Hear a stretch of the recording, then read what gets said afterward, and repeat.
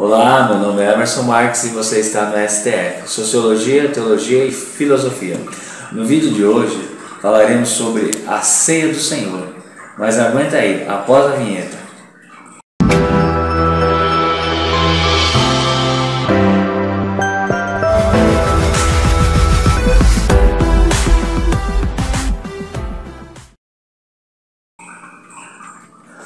Um fato importante na história do cristianismo é a grande ceia de Jesus, com seus discípulos, pintada ali por Leonardo da Vinci em 1445. E ali a ceia também retrata o traidor, aquele que viria trair Jesus Cristo. Como que é realizada a ceia na Igreja Batista, na Igreja Protestante e Evangélica? Seja bem-vindo, pastor Guilherme. Obrigado, Emerson. Realmente, a instituição da ceia deixada pelo nosso Mestre Jesus é uma das instituições mais importantes, e mais memoráveis, quais ele deixou para que a igreja viesse a realizar esta celebração da ceia do Senhor em memória dele mesmo. Lembrando das palavras do próprio Jesus em Mateus capítulo 26, verso 26, sobre a ceia, a instituição da ceia que ele mesmo deixou para a igreja do Senhor. E quando comiam, Jesus tomou o pão e abençoando partiu e deu aos discípulos e disse: tomai e comei, isto é o meu corpo. E tomando o cálice e dando graças, deu-lhe dizendo: bebei dele todos, porque isto é o meu sangue e o sangue do Novo Testamento que é derramado por muitos para a remissão dos pecados. E digo-vos que desde agora não beberei deste fruto da vide até aquele dia em que beba convosco no reino de meu Pai.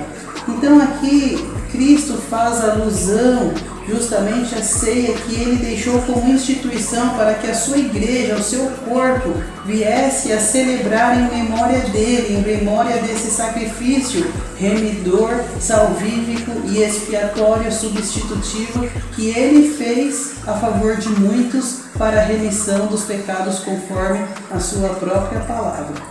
Sim, praticamente nessas igrejas o trato com a ceia do Senhor são iguais, né? Assim que a gente tem por conhecimento, que a gente ouve falar, ou às vezes conversando com de outras denominações, né? A gente vai observar que o trato com a ceia é igual, né? Os membros ali participando, tal. Mas enfim, quem pode participar da ceia? Olha, nós cremos que todo aquele que publicou, professou publicamente a sua fé através do batismo, aquele que está em comunhão com a igreja, que é membro da igreja, que faz parte do corpo de Cristo, ele então pode participar da ceia do Senhor, porque ele já publicou anteriormente a sua fé, já professou publicamente a sua fé através do batismo. Então nós cremos, até por uma questão de lógica, que aquele que faz parte da igreja do Senhor, que se submeteu às ordenanças do Senhor, que é o batismo e ceia, então após ele publicar, professar publicamente a sua fé através do batismo, ele então ingressa na igreja no corpo de Cristo, e então começa a fazer parte deste organismo, porque a igreja de Cristo é um organismo, então ele faz parte como um organismo, Quando ele crê no Senhor Jesus, ele passa então a fazer parte do organismo de Cristo, que é a igreja, o corpo de Cristo. E então, após o batismo, uma das formas de ingressar na igreja como organização é justamente após o batismo. Então ele publica ali a sua fé publicamente, diante de todos, e a partir de então, estando em comunhão, ele pode participar da ceia em memória do Senhor Jesus. Assim, a gente sabe, é sabido que, por exemplo, alguns padres, pegam o vinho ali, é vinho mesmo. Algumas igrejas até tem o vinho, mas assim, o vinho, ele é vinho mesmo, ele é suco. Alguns dizem que pode até virar sangue, mas não sei como que é isso, como entender isso? Olha, nós da Igreja Batista, eu posso falar por nós porque eu sou pastor da Igreja Batista e não padre, mas eu acredito na Igreja Católica eles têm a visão da transubstanciação. E o que isso significa? Pelo que eu entendo, eles têm a visão da Eucaristia, né, que fala, da Eucaristia, né? Eles acreditam que no ato da celebração da ceia há uma transubstanciação dos elementos. Isso significa ali que a Eucaristia se transforma literalmente no corpo e no sangue de Cristo naquele momento. Então não passa a ser somente pão e suco de uva ou pão e vinho. Eles acreditam que aquilo se torna o corpo de Cristo e o sangue de Cristo. Então é uma visão que inclusive Lutero, inclusive Calvino refutaram no período da Reforma Protestante, porque eles não compactuavam com a ideia, né, de que no momento da ceia os elementos se transformavam literalmente no corpo e no sangue. Então a ideia mais plausível e mais coerente com as Sagradas Escrituras é justamente a celebração da ceia como um memorial do sacrifício expiatório que Cristo realizou a favor do pecador. Observe o que está escrito em 1ª carta de Paulo aos Coríntios, orientando a igreja de Corinto acerca da ceia, capítulo 11, verso 24, que diz: "E tendo dado graças, o partiu e disse: Tomai e comei, isto é o meu corpo que é partido por vós. Fazei isso em memória de mim." Então a instituição da ceia é para a igreja do Senhor fazer esta celebração em memória do Senhor. Observe a diferença? Não é algo que se transforma toda vez que é celebrado a ceia no corpo e no sangue, mas é algo como um memorial acerca do sacrifício, porque as palavras de Cristo diz: fazer isso em memória de mim, como uma memória do que Ele operou a favor do seu povo. Assim, eu lembro muito bem assim da minha avózinha, quando nós éramos pequeninos, e nós pegávamos o pão e a minha avó, a gente não poderia furar o pão, nós teríamos que cortar de lado, se de repente como se isso fosse justamente porque ela carregava talvez essa ideia de que ali o pão se transformava no corpo de Cristo. Então alguns até tomam a ceia do Senhor, participam da ceia do Senhor e ficam até com receio de mastigar. Sim, né? Muitas pessoas têm esse misticismo, até derreter. Não, nada disso. O pão continua sendo pão. O suco de uva continua sendo suco de uva, né? Nós da Igreja Batista, nós não colocamos vinho no cálice, é suco de uva, porque estamos fazendo essa celebração no memorial. Não vá lá, você vai beber suco, viu? É suco, se for participar, né? Se for participar da ceia do Senhor em comunhão, estiver de comum acordo, né? Lembrando também que existem 4 métodos de ser celebrado a ceia do Senhor. Teologicamente, nós chamamos esses 4 métodos, né, de ceia ultra livre, restrita e ultra restrita. O que isso significa? O pastor que está à frente do trabalho, ministrando a ceia, ele tem essas opções diante dele. E o que significa todos esses termos que fora dito, né? Ultra livre, restrita e ultra restrita. Ultra livre significa que todas as pessoas que estão no culto podem participar da ceia. Sejam elas batizadas ou não batizadas, crentes, não crentes, todas elas que estão participando no culto podem participar da ceia. Este é um método, né, qual eu não tenho parte, não concordo com este método. O segundo é a ceia livre, ou seja, todos que estão no culto, que foram devidamente batizados, que estão em comunhão com a sua igreja, né, que realmente professa fé em Jesus, está em comunhão com o Senhor, independente de denominação, pode participar. Então, um exemplo, eu sou pastor batista, estou ministrando a ceia na igreja batista e um irmão nosso da Assembleia de Deus veio nos visitar. E é um culto de celebração da ceia. Ele é de outro ministério, mas se ele estiver em comunhão com a sua igreja, concordar com as doutrinas batistas, que são doutrinas bíblicas, ele pode participar da ceia.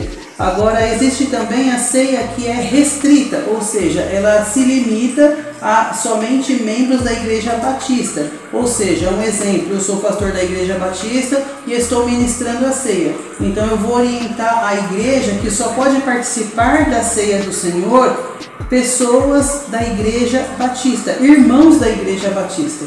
Membros de outras denominações não poderão participar, porque no caso eu estarei ministrando a ceia de cunho restrito, então é somente para membros da Igreja Batista, Igreja Batistas que eu digo, de várias localidades. Então o irmão é um membro da Igreja Batista lá da Vila Marcondes, por exemplo, ou de Carapicuíba, ou de Barueri, e eu estou ministrando a ceia na Igreja Batista da Fazendinha, mas o irmão é de outra Igreja Batista, poderá sim então participar da ceia. Agora existe também a ceia de cunho ultra restrito. Isso significa que somente membros da Igreja Batista local poderão participar da ceia do Senhor. Então, membros de outras igrejas batistas que estiverem naquele culto não poderão. A ceia de cunho restrito é somente para membros daquela igreja batista daquela localidade.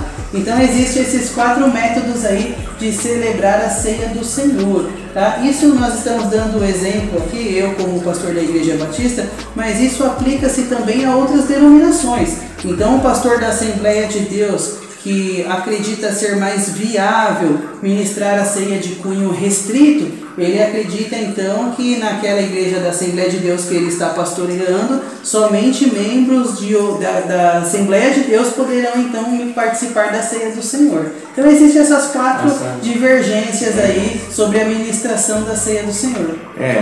Assim, a gente, dentro da sociologia, a gente conhece como etnocentrismo, né? É um grupo, um determinado grupo que pode participar ali, seja um grupo local ou seja um grupo mais aberto, mas assim, a gente acha que, assim, olhando assim, será que Jesus só ali a gente falou sobre Leonardo da Vinci, sobre a pintura, sobre como pintou e como a ceia a gente conhece, mas será que Jesus ele abriria a ceia assim? Ou será que ficaria meio restrito, né? Como seria Jesus hoje lidando com a ceia do Senhor? Essa resposta eu acredito que encontramos ela no primeiro texto que nós destacamos aqui de Mateus capítulo 26, porque quando Jesus faz a instituição da ceia, essa instituição não é feita em público, mas somente aos discípulos. Então, por isso nós temos uma ideia de que a ceia deve ser ministrada para os crentes que realmente nasceram de novo, que realmente provaram do dom do Espírito, que é justamente a salvação proporcionada por Deus a nós pecadores. Assim, interessante, a gente olha para Jesus quando ele está fazendo a ceia, ele pega o cálice ali, ele passa para os discípulos, ele pega o pão e reparte, faz a repartição. A igreja é feita da mesma forma. Como é que é feito isso? Não. Porque algumas igrejas, eu já presenciei algumas igrejas que o cálice não foi tomado não foi da mesma forma, né? O cálice foi meio que separado, a tacinha e tal. Mas eu já vi situação que alguns irmãos ali em frente na igreja lá lavaram as mãos e pegaram o pão. Cada um pegou um pedaço. Cada um pegou um pedaço. Eu acredito que por parte de higiene, lembrando aqui dos dados de Jesus, quando ele faz a instituição, aqui ele está, a partir da nossa data, ele está 2000 e pouquinhos anos atrás. Então hoje, por uma questão talvez de higiene, uma questão de organização, porque a igreja do Senhor deve ser organizada, deve ter ordem e decência as coisas do Senhor. Então, como é feito? É feito o pão, os diáconos da igreja fazem a repartição do pão, corta com a faca bonitinho, cada um quadradinho. De lado ou de cima? Independente, né? Ali o pão continua sendo pão e o suco de uva continua sendo suco de uva. Não existe a transformação dos elementos, isso daí ficou desde 1536 para frente ali. Lutero, Calvino já refutaram a questão da transubstanciação, né?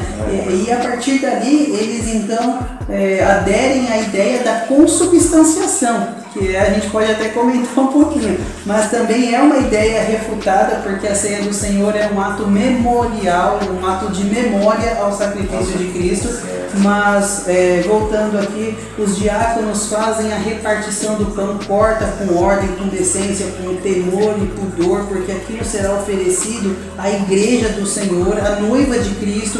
Então deve ser feito com ordem, com decência, com limpeza e acima de tudo com temor ao Senhor da ceia. Então eles fazem ali a repartição, cortam o pão devidamente, colocam sobre uma bandeja e o cobrem aquele pão, por questão de higiene, né? Então coloca-se na mesa dentro do templo, né, onde será celebrada a ceia, e de igual modo o cálice, nós compramos o suco de uva, né, e colocamos ali cada qual no cálice. Existe uma bandeja onde é colocado o cálice para que no momento da distribuição não derrame o suco, né, por questão de higiene, por questão de ordem, de decência durante o culto.